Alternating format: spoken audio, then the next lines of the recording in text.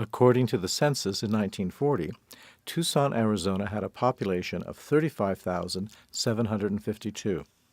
At a time long before supermarkets were a part of this burgeoning community, 109 family-run Chinese grocery stores served many of the city's neighborhoods and barrios during the 1940s.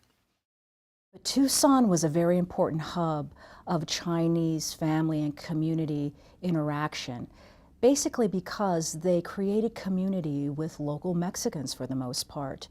And in that way, they sort of militated against harsh exclusion laws, segregation, and racism by creating this very, very significant niche with Mexicans in Tucson. In addition to canned goods, vegetables, and meats, the grocery stores prepared what came to be known as Chinese chorizo, a version of Mexican chorizo, an essential ingredient for most Hispanic households at the time. Here in Tucson, we have something called Chinese chorizo, which is an early example of food fusion, what we would call today food fusion. And unlike today, what we have with Chinese chorizo is that the ingredients and the people who made this sausage were really wrought out of close neighborhood relationships. And so the ingredients of Chinese chorizo are not so much different as that of Mexican chorizo, except the Chinese grocers who had meat and beef in their grocery store and who also sold Hispanic spices, ingredients, etc., made this chorizo, and they called it Chinese chorizo. Both Chinese and Mexican chorizo trace their roots back to Spanish chorizo. Unlike their relative from Spain, both Mexican and Chinese chorizo use chili spice in place of the more expensive and harder to find smoked Spanish paprika, vinegar or red wine in place of white.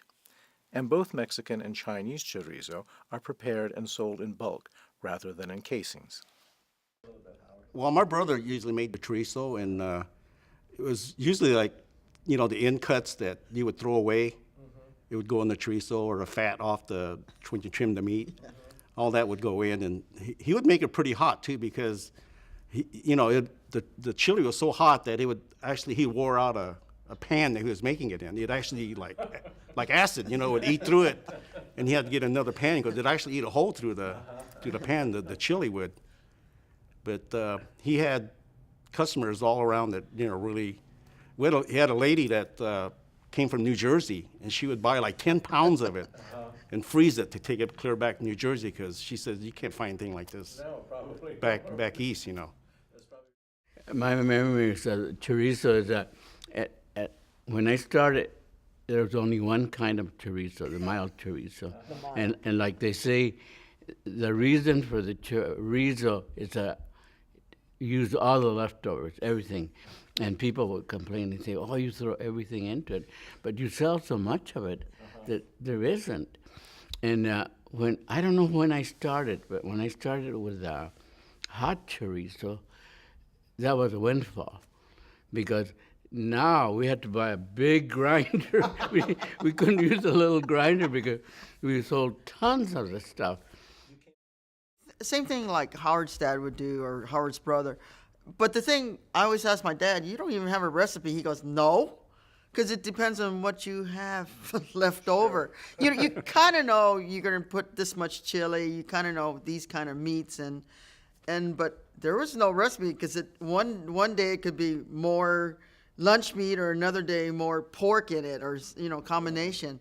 So there was really no recipe, because when the neighborhood people go, oh, you grind it up, you have it there. Oh, it's really good, Alan, today. They'd come back and get more, and then what's it like the following week? So there was no recipe at my dad's store. Well, the chilies was usually those that you see hanging that people use for decorations. They'd buy that, and you just soak it and get it, soft, and then that would be the main chili that would be in the chorizo, plus chili powder and stuff. I don't know how I came about it, but I started, it was so tremendous, it's just overwhelming, and the other ingredient that we would buy is boneless meat, but it was too expensive. So in order to keep the price down, we're trying to figure out, they were selling beef tongues you won't believe it. We're very reasonable. So we'd use up all the packet didn't have enough meat to tons to sell us. So we didn't know how to keep up with it. So I had to think of something, and this one packer had sold these jumbo bolognas. They were about 6 or 8 foot long. And said, let's try the bologna. And boy, that was a solver. I didn't want to do it, but hey, it's bologna and it's edible. So we sold tons of chorizo, and we didn't do it like they were saying because to use the pods takes too long. So we went to the powdered chili. Even though it's powdered, it's so hot that you couldn't mix the chorizo with your hands, it would burn. We had to use heavy gloves because it was just a big production. I remember my dad, everyone had a walk-in box. So the meat would be hanging in there, the hind quarter or the front quarter. Or you, if you were bad. I would have been hooked on there before, so.